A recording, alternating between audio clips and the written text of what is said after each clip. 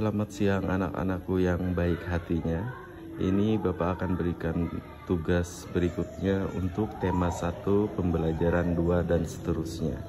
Mohon disimak ya. Untuk tugas yang pertama, yaitu pada halaman 24, kalian diminta untuk mencatat nilai-nilai yang terkandung dalam sila ke-1 dan sila kedua. Untuk tugas yang kedua, kalian diminta untuk mengamati beberapa gambar yang ada di halaman 25 dan 26, yaitu gambar 1, 2, 3, 4, 5, 6, 7, dan 8. Nah, kalian amati gambar tersebut, kemudian kalian kerjakan tabel yang ada di bawahnya ini. Di mana pada tabel ini kalian diminta untuk mengamati perilaku yang sesuai dengan sila ke-1, kira-kira gambar yang mana. Nah, misalnya ini Bapak beri contoh, gambar nomor 6 itu mencerminkan atau memperlihatkan sebuah perilaku yang sesuai dengan sila yang kedua. Kenapa? Tulis aja di situ. Karena pada gambar menjelaskan bahwa menolong teman yang dalam keadaan kesusahan atau kena musibah. Berikutnya silahkan kalian cari nomor 7, gambarnya itu menceritakan tentang apa dan masuk pada sila ke-1 atau kedua. Nomor 8, apakah juga masuk sila ke-1 atau sila kedua. Berikutnya juga mulai dari nomor 1 sampai nomor 5 juga sama seperti itu. Silakan kalian kerjakan dengan sebaik-baiknya. Terima kasih. Untuk tugas yang ketiga, pada halaman 28, kalian diminta untuk mengamati gambar-gambar yang ada ini. Kerajinan patung dari tanah liat dari daerah Kasongan. Nah, kemudian kalian jawab 3 buah pertanyaan ini setelah mengamati gambar tersebut. Itu untuk tugas yang ketiga. Berikutnya, kalian diminta untuk mencatat proses pembuatan patung Nusantara dari tanah liat. Nah, sampai yang ada kotak berwarna ini saja yang perlu dicatat. Kemudian lanjut mencatat berikutnya adalah yang bagian kotak berwarna ini saja, cara membuat adonan plastisin. Nah, itu saja yang perlu kalian catat. Itu untuk tugas yang ketiga. Terima kasih. Tugas yang keempat, yaitu pada pembelajaran ketiga. Nah, tugas keempat ini kalian lihat langsung ke halaman 33. Kalian perhatikan gambar ini dan kalian baca dengan seksama dan pahami dengan sebaik-baiknya.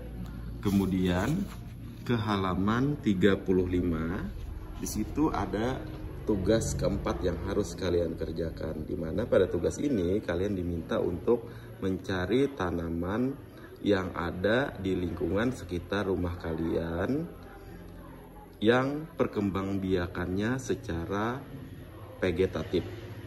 Apa itu perkembangbiakan secara vegetatif? Kalian bisa baca di sini dengan seksama, dengan sebaik-baiknya dan pahami. Kemudian kalian cari tanaman-tanaman yang berkembang biak secara vegetatif yang ada di lingkungan sekitar rumah kalian. Ini misalnya Bapak beri contoh ubi jalar. Nomor 1, ubi jalar, perkembangbiakannya dengan cara vegetatif. Kemudian keterangan yang harus ditulis adalah cara menanamnya. Cara menanamnya itu yaitu dengan cara memotong pucuk daun dari ubi jalarnya, kemudian langsung ditanam ke tanah. Seperti itu. Selamat mengerjakan. Dan cari saja, masih banyak tanaman-tanaman yang bisa dikembangbiakan dengan cara vegetatif tadi yang ada di lingkungan sekitar rumah kalian. Bisa itu baik dari bahan dapur dan sebagainya. Ya, sekali lagi selamat mengerjakan. Tugas kelima ini pada pembelajaran 4 ya. kalian perhatikan gambar-gambar yang ada dan kalian baca tulisannya dengan seksama dan sebaik-baiknya. Kemudian ke halaman berikutnya. Nah, tugas kelima ini berada pada halaman 40, di mana kalian diminta untuk menuliskan manfaat tumbuhan bagi makhluk hidup dalam diagram berikut. Nah, di sini diagramnya terdapat 5 buah kotak, berarti kalian diminta untuk menuliskan 5 buah manfaat tumbuhan bagi makhluk hidup. Misalnya yang pertama, manfaat yang kedua, manfaat yang ketiga, dan sampai yang terakhir. Nah, di mana kalian untuk mendapatkan manfaat tumbuhan bagi makhluk hidup ini, kalian bisa cari di buku-buku referensi yang lain atau bahan bacaan yang lain, atau untuk yang lebih mudah lagi, saran Bapak, silahkan kalian langsung cari saja di Google, ya. Cari dengan kata kunci manfaat tumbuhan bagi makhluk hidup. Misalnya banyak sekali yang muncul, kalian ambil 5 poin pentingnya saja. Poin pertama, kedua, ketiga, keempat, kelima. Silahkan kalian kerjakan dengan bentuk yang seperti ini, sebaik mungkin, sebagus mungkin, dan semenarik mungkin. Selamat mengerjakan anak-anakku tersayang.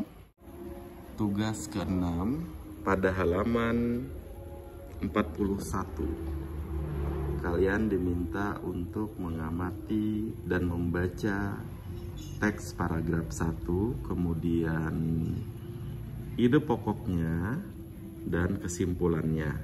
Nah, dari sini ini adalah sebuah contoh bagaimana kalian mendapatkan ide pokok dari sebuah teks bacaan paragraf 1, kemudian bagaimana kalian mendapatkan kesimpulan dari teks bacaan 1. Nah, setelah itu kalian amati kembali dan bacalah kembali isi tabel di atas. Kemudian kalian tuliskan pendapatmu. Bagaimana pendapatmu tentang teks bacaan pada paragraf 1 ini, tentang ide pokok dan kesimpulannya. Nah, kalian tuliskan dalam kotak seperti ini di buku catatan kalian. Itu adalah untuk tugas yang ke-6. Berikutnya, pada tabel yang kedua, di sini ada paragraf 2. Kalian baca kembali, lihat ide pokoknya, kemudian kesimpulannya.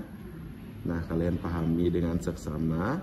Kemudian kalian tugas yang ke-6 berikutnya adalah kalian buat atau tulis kotak seperti ini dengan menjawab pertanyaan, apa ciri-ciri kesimpulan yang baik menurutmu, ya, menurut kalian ciri-ciri kesimpulan yang baik itu seperti apa, ya, itu menurut kalian. Tapi kalau kalian ingin mendapatkan ciri-ciri kesimpulan yang sesuai dengan bahasa Indonesia, itu bisa kalian cari juga di Google, ya. Itu saja untuk tugas ke-6. Selamat mengerjakan. Tugas yang ke-7 atau tugas yang terakhir, ya. Untuk tugas yang terakhir, kalian pahami lagi 5 sila Pancasila berikut. Di sini ada lambang Pancasila, yaitu gambar Garuda Pancasila dengan lambang-lambangnya. Nah, ini sila-silanya 1 sampai 5. Kemudian kalian amati kedua gambar berikut ini. Silahkan kalian amati. Nah, untuk tugas yang ke-7, setelah kalian mengamati tadi, kalian tinggal menuliskan isi cerita masing-masing gambar di atas. Cerita dari gambar 1 apa? Tuliskan di sini, ya. Buat di buku catatan kalian dengan bentuk seperti ini. Kalian ceritakan gambar 1 itu menceritakan tentang apa? Bagaimana sesuai dengan gambar yang ada berikutnya. Sama juga dengan gambar yang kedua. Ini tentang apa kira-kira mereka pada gambar tersebut menceritakan apa. Kalian tuliskan juga pada kolom yang kosong yang ada seperti ini dan kalian salin ke dalam buku catatan kalian tersebut. Itu adalah tugas yang ke-7. Demikian untuk tugas minggu ini. Selamat mengerjakan, kerjakan dengan ikhlas, harap tenang dan harap maklum, karena dalam kita keadaan seperti ini kita sama-sama berbesar hati dan ikhlas hati. Kerjakan dengan baik, kerjakan dengan penuh semangat. Semoga kalian mendapatkan nilai-nilai yang baik, nilai-nilai terbaik, karena hasil kerja kalian itu akan sangat Bapak hargai. Sekian, terima kasih.